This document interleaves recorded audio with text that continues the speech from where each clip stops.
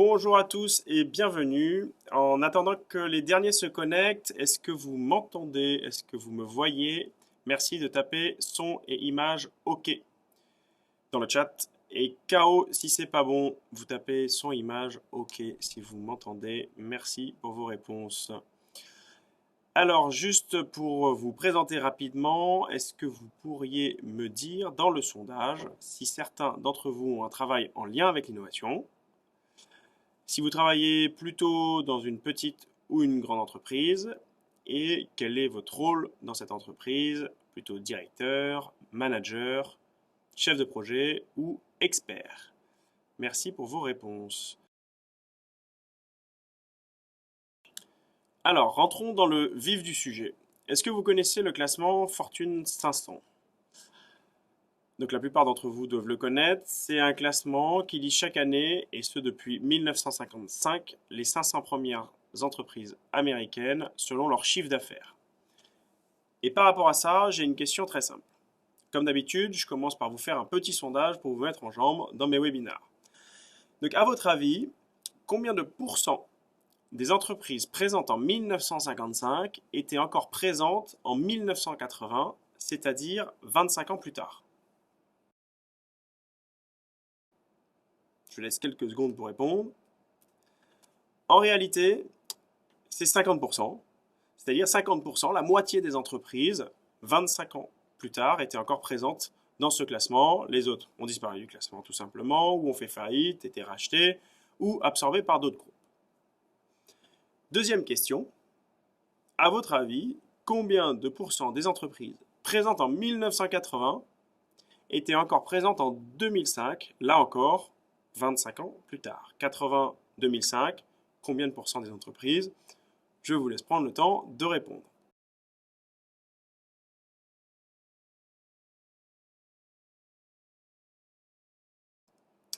Et donc ici, c'est seulement 25% de survivants dans le classement en 25 ans plus tard, c'est-à-dire que un quart des entreprises seulement étaient encore présentes en 2005. Et du coup, c'est loin d'être une tendance purement américaine.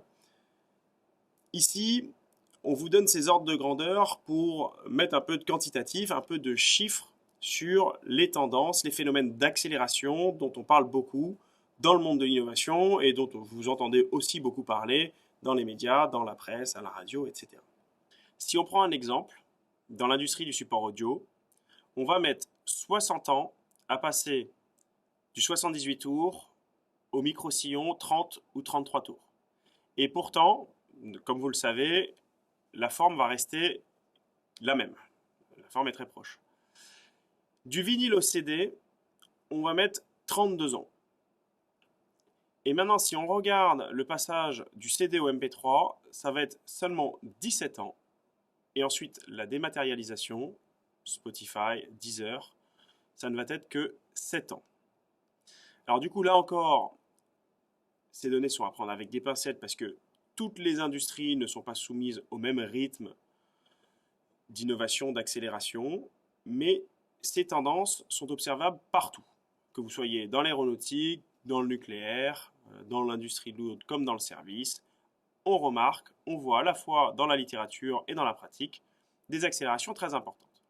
Donc les entreprises, elles sont mises sous tension, comme vous pouvez le remarquer, avec des fortes contraintes dues à des rythmes de transformation plus importants et plus rapides.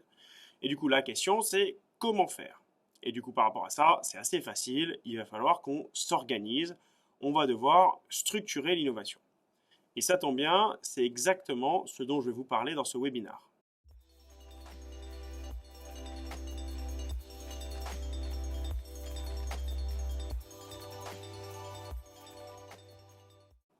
Bonjour à tous et bienvenue, je m'appelle Fred Arnoux, je suis ravi de vous accueillir dans ce webinaire et je vais vous présenter des mécanismes simples pour structurer votre fonction innovation. Je vous remercie beaucoup pour votre temps et je sais que vous avez des journées bien remplies, donc je vais m'engager à vous délivrer le maximum dans ce webinaire pour que vous ayez la plus grande valeur possible de votre temps investi. De votre côté, 3 choses à faire, 3 recommandations, toujours les mêmes. 1. Coupez mail et téléphone pour que vous soyez bien concentré. 2. Sortez du papier et des crayons pour prendre de quoi noter sur les modèles que je vais vous présenter. Et 3, essayez de rester actif, participer au sondage et au chat que l'on va vous mettre avec notre équipe. Si ça vous va, on y va. Donc quelques éléments de mon côté pour me présenter rapidement. Depuis 12 ans, dont 5 avec Steam, j'accompagne des grandes entreprises sur des sujets de management de l'innovation, notamment de rupture. Et jusqu'à maintenant, avec mes équipes, on a accompagné près d'une centaine d'entreprises, dont la moitié d'entreprises du CAC 40. Moi, je suis spécialisé sur l'intégration de capacités d'innovation dans les grands groupes. J'ai fait ma thèse sur ce sujet, écrit des ouvrages sur ce sujet-là. Et donc, du coup, l'organisation, la structuration de l'innovation, c'est des sujets que je connais bien et dont je vais vous parler aujourd'hui. Tout au long de ma carrière, j'ai travaillé avec des entreprises qui souhaitaient évidemment, comme vous en doutez, innover, mais quand il s'agissait de structurer ces activités, éprouver de grandes difficultés, car, comme vous le savez, dans la pratique, eh bien, structurer l'innovation, c'est plus compliqué que ce qu'il y paraît. Pour le webinaire, on va revenir aux bases. Ce que l'on fait au quotidien dans l'entreprise, ça va s'apparenter à ce que l'on va appeler des activités d'exploitation. C'est des activités qui visent à concevoir et délivrer l'offre actuelle. C'est-à-dire qu'on va l'améliorer pour la vendre de la manière la plus efficace possible, en ajoutant des nouvelles features, en modifiant des processus, etc. Et ce qui fait que ça marche bien, c'est que toute l'entreprise va être réglée autour de ces sujets-là. On va avoir des modèles de règles qui vont nous permettre d'avoir le retour sur investissement le plus grand possible. Donc, je vais essayer de réfléchir à comment j'optimise mes assets pour pouvoir délivrer l'offre la plus optimisée possible. Et ça, c'est l'activité principale de l'entreprise et ça doit le rester. Dans ce webinaire aujourd'hui, on n'est surtout pas en train de vous dire qu'il faut arrêter les activités d'exploitation, parce que c'est ce qui fait que vous gagnez de l'argent aujourd'hui. A l'inverse, comme vous le savez, l'innovation va plutôt s'apparenter à des activités d'exploration. C'est ici qu'on va essayer de transformer les activités et les modèles actuels pour construire les assets de demain. Et donc ici, contrairement à l'exploitation, tout est beaucoup plus flou, plus incertain. Les projets en eux-mêmes n'ont pas forcément de retour sur investissement, on ne connaît pas vraiment la faisabilité, on ne connaît pas bien le marché, et tout ça, ça fait qu'on a beaucoup d'incertitudes. Par ailleurs, on va avoir en plus des compétences, des méthodes, des processus, des modèles de gouvernance qui sont plus forcément les bons pour ces sujets-là. Et donc, en bref, ces deux activités, elles vont être diamétralement opposées. Et la clé ici, ça va être d'essayer de comprendre comment on va essayer de les faire vivre ensemble dans l'entreprise. Et du coup, comme vous pouvez vous en douter, vu qu'elle est plus incertaine, l'activité d'exploration restera toujours difficile à prioriser face à l'exploitation. Et j'imagine que ça doit résonner chez certains d'entre vous. De manière très imagée, l'opposition entre exploration et exploitation, elle peut se résumer avec ce petit dessin que vous avez sûrement déjà croisé sur les réseaux sociaux. Vous avez deux hommes préhistoriques qui courent pour livrer leurs pierres transportées dans un chariot à roues carrées. Et ils veulent délivrer vite, et du coup, ils n'ont pas le temps de regarder les changements de modèle que l'exploration peut leur proposer. Ici, c'est des roues rondes. Et du coup, vous allez avoir très vite ce phénomène que vous devez connaître, où l'exploration, qui pense avoir trouvé quelque chose d'intéressant, va avoir sa nouveauté qui va rester sur étagère. Et donc du coup, elle va petit à petit disparaître. Et donc c'est ce qui se passe dans les entreprises quand on n'est pas précis et clair sur la manière dont on va structurer une cellule innovation, une fonction innovation. Bon, donc vous l'avez bien compris, on a besoin de structurer tout ça. Mais la question c'est comment on fait? Donc pour vous aider à structurer votre division innovation, on va commencer par définir 3 paramètres clés. Et ça va être des catégories, vous allez le voir, assez classiques. La première, c'est pourquoi ma division innovation existe-t-elle? Quelle est sa raison d'être? À quel enjeu elle sert? La deuxième, c'est le quoi. Quels sont les types de projets d'innovation sur lesquels l'entreprise veut se concentrer en priorité? Est-ce que c'est plutôt techno? Est-ce que c'est plutôt marché? Est-ce que je veux faire des choses qui sont plutôt incrémentales, plutôt très en rupture, proches de mon expertise, etc. La troisième chose, c'est le comment. Comment procède-t-on pour concevoir ces innovations? Très concrètement, comment est-ce qu'on opère l'innovation? Quelles sont les activités que vous allez mener au quotidien? Bon, à chaud comme ça, très honnêtement, est-ce que vous pouvez nous dire combien d'entre vous arrivent à identifier la mission d'innovation de sa cellule fonction innovation et le type d'innovation que vous cherchez à déployer? Merci pour vos réponses. Alors, je sais que c'est pas évident du tout, et c'est pour ça qu'on va essayer de vous donner quelques clés dans la suite. J'espère que ça vous aidera.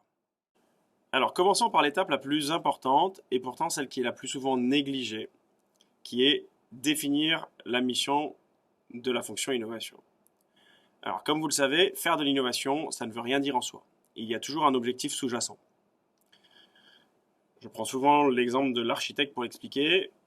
Imaginez, vous allez voir un architecte et vous lui dites « je veux une jolie maison ». Eh bien, il y a beaucoup de chances que quand il revienne avec sa jolie maison, ça soit assez différent ou désaligné par rapport à ce que vous imaginez, vous, d'être une jolie maison. Mais pour l'innovation, retenez ça, c'est exactement la même chose.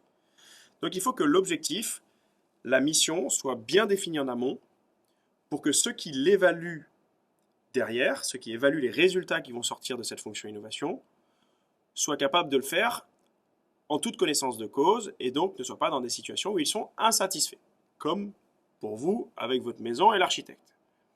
Et surtout, si le pourquoi n'est pas clair, l'innovation va être la première activité à être supprimée en cas de mise sous tension de l'entreprise. Donc ce qu'on va vouloir, c'est que les parties prenantes, les clients, si vous voulez, internes de cette fonction innovation, souvent la direction générale, s'accordent sur pourquoi cette fonction innovation doit exister. Qu'est-ce qu'elle doit apporter à l'entreprise? Alors, c'est un exercice qui n'est pas facile, et donc je vais essayer de vous donner deux exemples pour vous aider. On va avoir un premier exemple de Schmitt, où on va avoir une raison d'être qui va être tournée plutôt sur les collaborateurs, plutôt sur ce qu'on appelle l'empowerment, avec une autonomisation des collaborateurs pour les aider à aller vers plus d'innovation. On va avoir une raison d'être qui est, moi, ce que je veux, c'est fournir au métier les outils, l'état d'esprit qui vont leur permettre de faire l'innovation et donc de contribuer à la compétitivité de l'entreprise en leur permettant de s'exprimer. C'est une première raison d'être. Deuxième raison d'être qu'on peut donner comme exemple, c'est le cas de Moonshot Factory, anciennement appelé X chez Google, Google X, qui était le centre de recherche de Google et qui est aujourd'hui le centre de recherche du groupe Alphabet. Ici, l'innovation va tenir une place toute particulière, c'est presque la raison d'être de cette entité. Et comme vous pouvez le voir, on va essayer de tendre vers une ambition qui est beaucoup plus forte, qui va être davantage tournée vers un impact important et qui est ici résoudre les grands problèmes de l'humanité. Comme vous pouvez le voir, on va avoir des raisons d'être qui sont de types différents, qui servent des objectifs différents, dans ces deux exemples notamment, mais dans la vraie vie, c'est exactement la même chose, on va avoir autant de raisons d'être que d'entreprises. Donc pour vous simplifier la vie, on a résumé tout ça dans une matrice, et comme vous le voyez à l'écran, la raison d'être, elle peut être tournée plutôt vers l'interne, par exemple comme le cas de Schmitt, avec plutôt de la valorisation des activités des collaborateurs, ou alors plutôt vers l'externe pour de la recherche de nouvelles pistes de croissance, soit pour effectivement des nouveaux relais de croissance ou se protéger contre des disruptions potentielles. Et par ailleurs, les résultats, les réflexions attendues d'une fonction innovation, on va pouvoir aussi les positionner, les orienter plutôt sur le court terme ou plutôt sur le long terme. Est-ce que je vise plutôt un renouvellement de mon modèle de manière très très proche pour plein de raisons, parce que je vois par exemple dans mon monde des acteurs nouveaux côté asiatique qui sont en train de venir me disrupter, ou alors est-ce que c'est plutôt sur le long terme parce que je vais me positionner sur des marchés qui sont émergents, etc., etc. Donc retenez ces deux éléments, interne, externe, et plutôt court terme, plutôt long terme. Donc, comme vous pouvez l'imaginer, la fonction innovation, elle ne vit pas en autarcie dans l'entreprise. Elle va être effectivement très fortement liée à la stratégie d'entreprise. Et c'est pourquoi, pour construire la raison d'être, il va être primordial de repartir des grands enjeux stratégiques de la boîte et de comprendre comment l'innovation sert ces enjeux. Alors, je ne vais pas rentrer dans le détail car ces éléments-là, si vous vous rappelez, ça faisait l'objet du webinaire précédent. Et donc, on reste à votre disposition si vous voulez y revenir et en rediscuter. Donc, c'était un webinaire sur la stratégie d'innovation et la stratégie de l'entreprise. Donc, pour retenir des éléments dans cette première partie, on va dire qu'il n'y a pas de raison d'être unique pour l'organisation d'une fonction innovation. Tout dépend de ce que vous recherchez, de votre mission, de votre intention. Donc, du coup, vous vous rendez bien compte ici que la raison d'être que vous allez définir va avoir des répercussions énormes sur un certain nombre d'autres paramètres, le budget, les talents, le modèle de gouvernance, etc., etc. Et vous voyez bien que la cellule qui va être plutôt du type Moonshot Factory va être très différente structurellement de la cellule typiquement qu'on va déployer chez un Schmitt. Et non pas parce que uniquement les organisations sont différentes et que effectivement un Google va avoir des fonds illimités, mais surtout parce que on veut faire des choses qui sont très différentes dans l'une et l'autre. Et donc il est très important de bien définir cette raison d'être, soit de la positionner si vous ne l'avez pas déjà fait et que votre fonction innovation existe, soit de la définir si vous êtes en train de construire votre fonction innovation. Et le plus important, c'est de le faire avec les dirigeants de l'entreprise, car c'est eux qui vont financer, investir dans les projets d'innovation. Donc la question c'est, est-ce que vous, de votre côté, vous pouvez vous sentir à l'aise de vous poser autour de la table avec vos dirigeants pour essayer de restructurer, redéfinir la raison d'être de votre fonction innovation. Alors par expérience, nous avons identifié deux freins courants. Le premier, c'est le manque de visibilité sur ce qui existe, c'est-à-dire les possibilités qu'il y a en termes de fonction innovation. Donc, dans les entreprises, dans la littérature, quel type de fonction innovation existe. Le deuxième frein, c'est le manque de langage commun entre les acteurs de la fonction innovation et les dirigeants. Alors, on ne parle pas la même langue, c'est comme vous avec votre architecte, chacun a son jargon, on ne parle pas la même langue et derrière innovation, on va mettre des mots très différents. Pour cela, nous avons développé deux offres sur mesure. La première est plutôt un benchmark des fonctions innovation, où nous allons passer des heures au carré à essayer de remettre à un seul endroit l'ensemble des fonctions innovation qui existent dans différents types d'industries, l'aéronautique, la banque, le monde de la grande consommation, des entreprises de la tech, etc. En y ajoutant des éléments très précis sur des typologies existantes dans le monde académique. Et la deuxième offre qu'on a construite, c'est quelque chose qui est plutôt autour de la co-construction de la fonction innovation avec les dirigeants, c'est-à-dire qu'on va former vos dirigeants à avoir le bon langage sur le monde de l'innovation pour être sûr que quand vous construisez, quand vous paramétrez en fait vos fonctions innovation, eh bien vous parlez la même langue, vous discutez des mêmes objets et des mêmes choses. Et tout ça, on va en reparler à la fin du webinaire. Et à chaud, je suis intéressé pour savoir très rapidement si parmi vous, il y en a qui sont intéressés par le benchmark. Vous pouvez mettre +1 si vous êtes intéressé par le benchmark et +2 si vous êtes intéressé par le programme de co-construction avec la direction. +1 benchmark, +2 co-construction avec la direction. Merci pour vos réponses. Alors après avoir identifié la mission de la fonction innovation, son rôle, on peut s'interroger sur ce qu'elle va délivrer, le type de projet qu'elle va devoir manipuler. Est-ce que la cellule innovation va se concentrer plutôt sur des projets exploratoires ou plutôt sur des projets proches de l'off-cœur, par exemple? Alors pour schématiser ça, et encore une fois vous simplifier la vie, on a développé chez Steam la matrice suivante. Donc elle va mesurer deux choses. Sur l'axe des abscisses, l'écart par rapport à l'expertise technique maîtrisée par l'entreprise, et sur l'axe des ordonnées, l'écart par rapport au type de marché et la proposition de valeur classique de l'entreprise. Donc vous voyez, c'est toujours par rapport à ce que fait l'entreprise.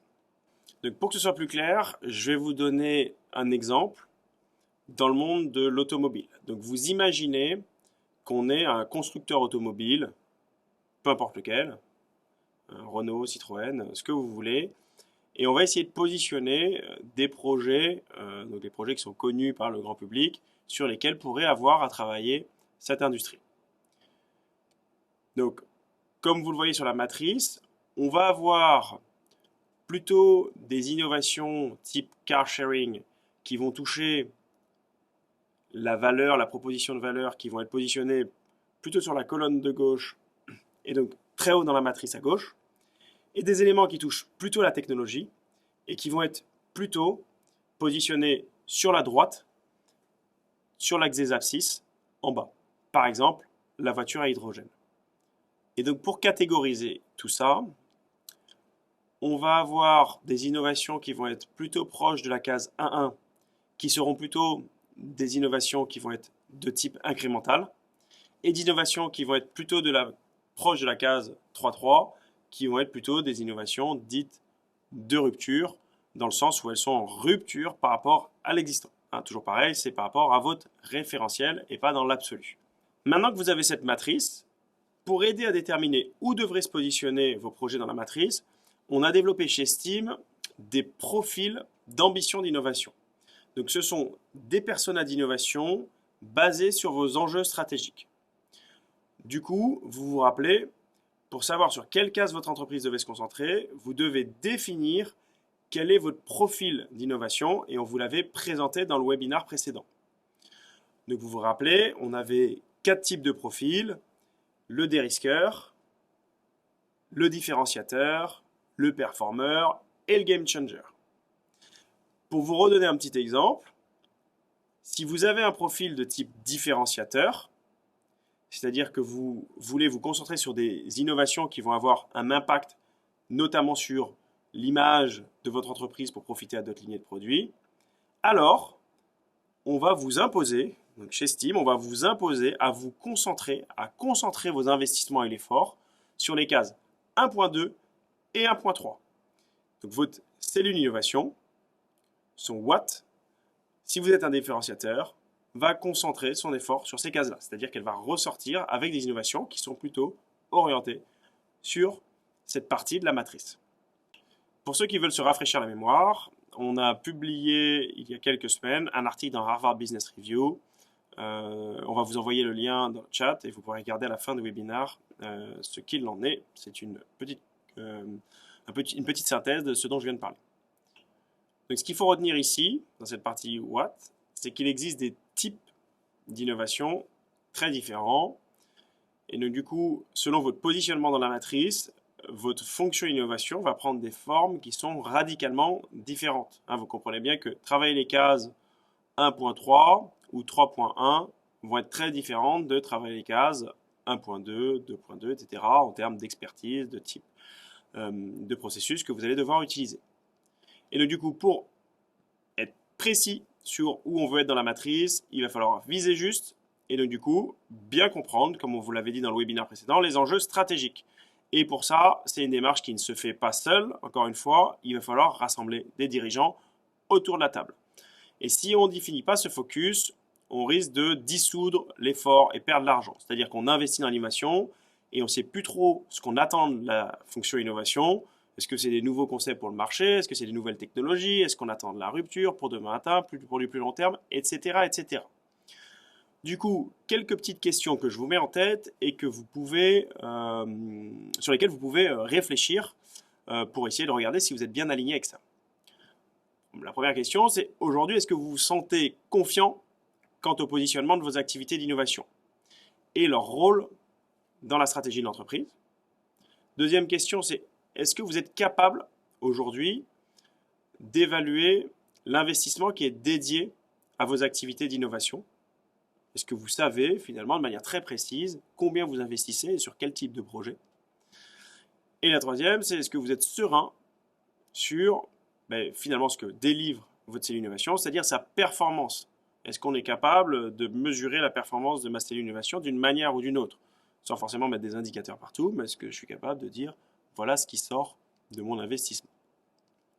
Donc je ne vous pose pas ces questions pour rien, c'est parce que ce sont beaucoup de questions qui peuvent être révélatrices de la bonne santé ou non de votre fonction innovation, qu'on travaille avec des entreprises et qui peuvent, une non-réponse à ces questions peut valoir très cher puisque, comme vous le savez, vous investissez des montants assez importants sur les sujets d'innovation, que ce soit les salaires de vos équipes ou les projets.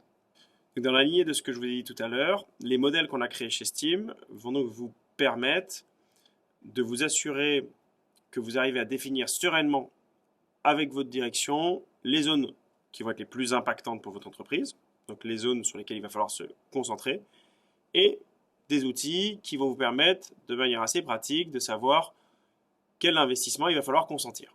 Donc, où je me focalise, sur quel type d'innovation, et puis quel type d'investissement il va falloir que je mette. Et donc, du coup, effectivement, ce sont les éléments qu'on va faire dans le programme dont je vous ai parlé. Maintenant, dernière partie, on va s'attaquer au comment, c'est-à-dire concrètement, qu'est-ce que vous allez faire dans votre fonction innovation. Donc pour simplifier tout ça, on va avoir 3 grands types d'activités en innovation. On va avoir une activité qui va être de type generate, c'est-à-dire je vais essayer d'identifier quelles sont les pistes nouvelles, les nouveaux projets sur lesquels il faut que je travaille. La deuxième, c'est assess, qui va consister à concevoir, implémenter des tests rapidement pour évaluer le potentiel des pistes sur lesquelles je vais travailler. Et la troisième, elle va consister à faire atterrir les pistes d'innovation sur lesquelles je travaille dans des processus plus classiques, internes ou externes. Alors, je vais être preneur d'un petit sondage. Selon vous, dans votre entreprise, quelle est la phase sur laquelle vous avez le plus de mal, celle sur laquelle vous éprouvez le plus de difficultés? Est-ce que c'est plutôt generate, c'est-à-dire vous dites, on n'arrive pas à avoir les bonnes idées, elles sont soit pas assez originales, soit pas assez en rupture? Est-ce que c'est plutôt assess, c'est-à-dire vous considérez que vous n'êtes pas efficace et vous avez du mal à tester rapidement et à moindre coût? Ou est-ce que c'est plutôt activate, c'est-à-dire que vous avez du mal à passer à l'échelle, à convertir vos projets? Un bon indicateur du troisième, c'est si par exemple vous avez des POC, des proof of concept, des prototypes plein les étagères. D'accord? Donc, generate, assess, activate, dites-moi celle sur laquelle vous avez le plus de mal, sur laquelle vous pensez que votre entreprise pêche le plus. Alors, comme vous pouvez l'imaginer, pour que l'innovation existe dans l'entreprise, il faut absolument énergiser ces 3 activités et qu'elles fonctionnent correctement. Et si vous brûlez des étapes, vous allez avoir une énorme diminution de l'efficacité de vos processus d'innovation. Par petite expérience, on a eu des exemples dans une entreprise de l'aéronautique où parce que l'entreprise pensait que dans la phase generate, elle avait la bonne idée, et c'était ruée vers un business case dans cette entreprise et une fausse analyse de faisabilité, elle avait perdu 1 an et demi et près d'1,5 million d'euros dans des investissements, alors qu'une simple étude papier aurait pu lui montrer que cette voie ne valait pas le coup en termes d'investissement. Donc du coup ici, ce qui va être à retenir, c'est que ce soit pour l'innovation incrémentale, substantielle ou majeure, on va avoir des étapes à suivre et ça va être une démarche qu'il ne faut surtout pas bâcler. Alors maintenant qu'on a le pourquoi, la raison d'être, qu'on a le quoi, quel type de projet on veut travailler, et qu'on a ce modèle d'activité que je viens de vous montrer avec ces 3 activités, generate, assess, activate, on va pouvoir essayer de regarder sur chacune de ces activités qui va s'en charger, c'est-à-dire qui dans l'entreprise va être responsable de prendre en charge ces activités. Donc lorsqu'il s'agit d'innovation incrémentale ou innovation substantielle, vous allez avoir 2 cas. Vous avez le projet d'innovation incrémentale, plutôt classique, qui rentre bien dans le mandat de la fonction de métier. J'ai la vis de 13 à améliorer et je propose une petite innovation et c'est mon métier de faire cette amélioration. Donc dans ce cas-là, on ne va pas avoir de problème. Le deuxième cas qu'on va avoir, c'est une innovation qui est plutôt substantielle, où là, je vais venir changer de manière plus importante ce qu'est cette vis. Et donc du coup, dans ce cas-là, ça ne va pas rentrer complètement dans les cases. Et ça va être justement le rôle de la fonction innovation de venir arrondir les angles, c'est-à-dire de venir faire de la facilitation catalyseur. Donc elle va faire en général 3 choses, la fonction innovation, dans le cas de l'innovation substantielle. 1, elle va venir en support pour mettre à disposition les bons outils et les bonnes méthodes. 2, elle va venir aider pour les phases, notamment ACES, à faire les bons tests avec les bons dispositifs. Et 3, phase très importante, elle va aider à faire connaître, communiquer sur les projets d'innovation pour que la phase d'atterrissage soit facilitée. Donc, ça va être les 3 éléments qu'on va travailler en termes de support en tant que fonction innovation. Maintenant, pour les innovations majeures, ça va être un peu différent. Ici, il va se poser la question de l'arbitrage sur les ressources, et les indicateurs de succès. Donc là, ici, on va être à 100% dans la caricature de l'homme préhistorique que je vous ai montré tout à l'heure avec les roues. Les activités d'innovation majeures, en général, elles ne pourront pas vivre dans les métiers classiques. Donc on va devoir réfléchir à des ressources et des structures dédiées. Car on l'a vu, elles sont plus incertaines, plus floues, et du coup on va avoir besoin d'expertises différentes. Donc on ne peut pas dire à un métier classique qui a des objectifs précis annuels de tout d'un coup prendre un sujet sur lequel il n'a pas l'habitude de travailler. Si vous avez Jean-Michel qui a l'habitude de travailler sur les vis, vous ne pouvez pas tout d'un coup lui demander de faire des attaches innovantes en travaillant sur des choses qui ressemblent plus à du velcro. D'accord ? Donc ici, vous allez avoir des métiers complètement différents et les indicateurs, le marché même que ça adresse va être différent. Donc, ça va être très schizophrène de demander à Jean-Michel de faire à la fois son innovation incrémentale et des innovations majeures. Donc ici, pour les innovations majeures, on va vous proposer des structures qui vont être détachées des métiers classiques pour protéger ce type d'activité. Donc maintenant qu'on a vu qui fait, très concrètement, donc substantiel, incrémental, on vous dit plutôt support métier, majeur, on vous dit plutôt détacher des ressources pour pouvoir faire les 3 activités que je vous ai montrées tout à l'heure, Generate, Activate et Assess. Il faut réfléchir à qui chapeaute ces projets. Donc là, on va vous donner un modèle très simple pour finir. En gros, on va reprendre une dernière fois là, notre outil, et la chose basique à retenir, ça va être que plus on va être en bas à gauche sur la matrice, plus on va toucher à des sujets proches de l'entreprise qu'elle a l'habitude de traiter. Matière technique, marché, proposition de valeur. Et donc du coup, dans ce cas-là, on va vous suggérer de favoriser un rattachement métier. D'accord ? Plus vous allez donner d'autonomie ici, plus ça va être efficace.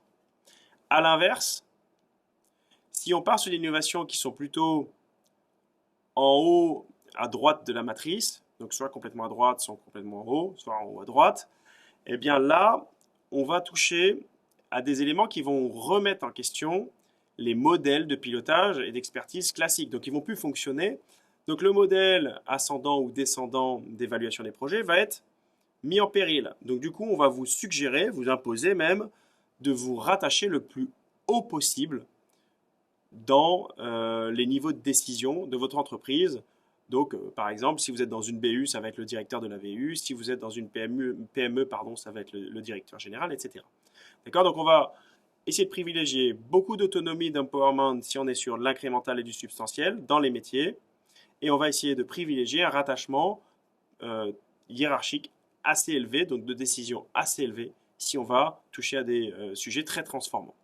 Donc on arrive à la fin de ce webinaire et je vais essayer de vous faire un petit résumé. Alors, pour structurer votre fonction innovation, on a dit que vous devez mener 3 réflexions sur le pourquoi, définir et aligner les bonnes personnes sur la raison d'être de l'innovation. Très simple.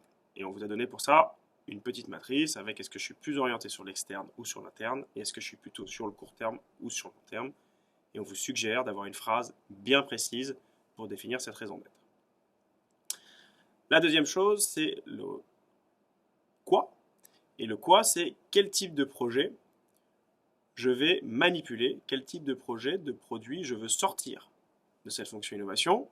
Et donc du coup, pour cela, on vous a donné une matrice que vous allez rattacher aux ambitions. Quelle est mon ambition? Et du coup, sur quelle zone de la matrice je dois me focaliser? Est-ce que c'est plutôt des technologies très en rupture, des choses plutôt incrémentales? Est-ce que je suis plutôt sur des propositions de valeur nouvelles, sur du business model nouveau, etc. Et c'est très important parce que ça va avoir un impact sur les compétences, l'expertise dont vous allez avoir besoin. La troisième chose, c'est le comment. Et le comment, on vous a donné un modèle avec des activités, Generate, Assess et Activate, et on vous montre que selon le type d'innovation, vous allez avoir une cellule qui va être plutôt en support sur ces trois activités, j'aide à générer, j'aide à faire de l'assess, j'aide à faire de l'activate, ou plutôt en faire, c'est-à-dire vous allez devoir faire des innovations quand elles sont plutôt du type majeur. Bon, donc ça vous fait un résumé. Alors, on vous a donné quelques petits exercices, mais effectivement, selon votre expertise sur le sujet, il ne faut pas se voiler la face. Vous n'allez pas résoudre tous les sujets qu'on vous a donnés là en 2 heures. Donc, c'est une démarche qui s'inscrit plutôt sur le long terme. Vous allez devoir opérer, si vous sentez que votre structure innovation ne marche pas, une transformation de cette cellule. Et du coup, il va être important de se poser les bonnes questions, soit si vous êtes en train de la renouveler, soit en train de la créer. Donc on arrive à la fin de ce webinaire et je vous remercie d'être resté avec nous. J'espère que vous avez tiré des apprentissages importants, intéressants et qui vous serviront pour la suite. Si après ce webinaire, vous vous sentez prêt pour repenser votre fonction innovation dans votre entreprise, eh bien, j'en suis extrêmement ravi et satisfait. Si vous sentez que le sujet est trop complexe dans votre entreprise pour plein de raisons, politiques, organisationnelles ou autres, si vous me le permettez, avant de répondre aux questions, je vais prendre 3 minutes pour vous présenter des travaux qu'on a menés récemment et un petit programme. En quelques mots, on a récemment pu observer chez un grand nombre de clients avec lesquels on a travaillé des frustrations quant aux résultats de l'innovation par rapport au niveau d'effort, d'investissement consenti. Et donc, lorsqu'on a creusé avec eux, il ressortait, dans la majorité des cas, des décalages organisationnels qui étaient dus à justement des objectifs mal définis avec la direction stratégique ou des ressources employées qui étaient inadaptées vis-à-vis de l'ambition, de ce qu'on voulait faire, donc pas assez, trop peu ou beaucoup trop. Et puis des efforts qui étaient répartis de manière disparate ou diluée pour couvrir plein de types d'innovations sans qu'on sache exactement quoi. Donc, du coup, ces problématiques-là, avec les différentes entreprises avec lesquelles on a fait ces études, apportaient des douleurs assez importantes quant à la gestion de l'innovation. Donc c'est pourquoi nous avons développé un programme sur lequel nous travaillons depuis 2 ans en étroite collaboration avec des chercheurs des mines et du coup les experts que l'on a en interne. On a investi beaucoup d'efforts. On a travaillé ce programme en collaboration avec 15 entreprises, donc un tiers de grands groupes, un tiers d'entreprises de taille moyenne et un tiers de PME.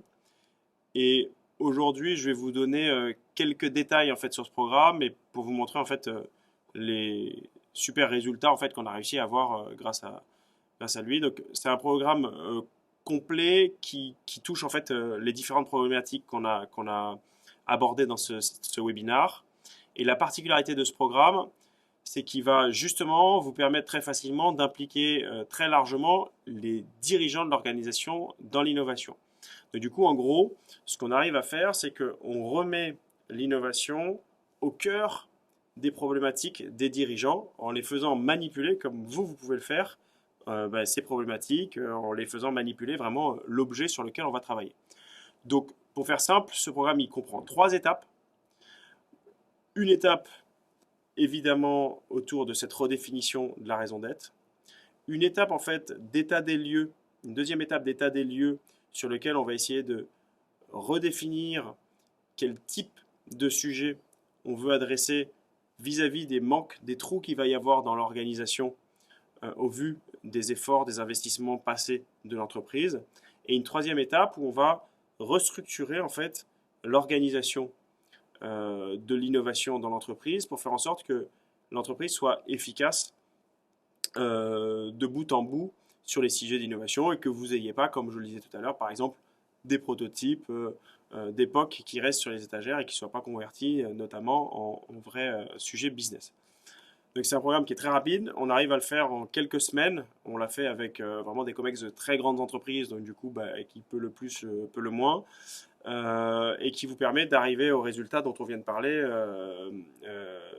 dans ce temps-là. Donc ça peut vous paraître pour le moment peut-être un peu abstrait parce que je vais aller vite. On arrive à la fin de ce webinaire. Mais si vous êtes intéressé par ce sujet, si vous voulez juste par exemple avoir des retours sur les expérimentations qu'on a fait avec ces 15 entreprises, je serais ravi de prendre un premier call et de discuter avec vous sur ces sujets-là. Donc je ne peux pas remplir mon agenda d'une centaine de calls. Donc sur les 20 premiers là qui vont demander à avoir un call dans le chat, eh bien on sera ravi d'y répondre et de passer 30 minutes avec vous pour vous détailler un peu les résultats de cette étude et de ce programme. Voilà, c'est ce que je voulais dire sur ce programme. Je vous remercie beaucoup du temps que vous nous avez accordé aujourd'hui. J'espère que les petits mécanismes qu'on vous a donnés vous seront utiles et que si vous êtes intéressé pour aller plus loin, vous suivrez nos webinaires suivants ou que vous ferez le call avec nous dans les semaines qui viennent. Merci encore. Et puis pour ceux qui ont des questions, je prends les questions dans le chat. Merci, à bientôt.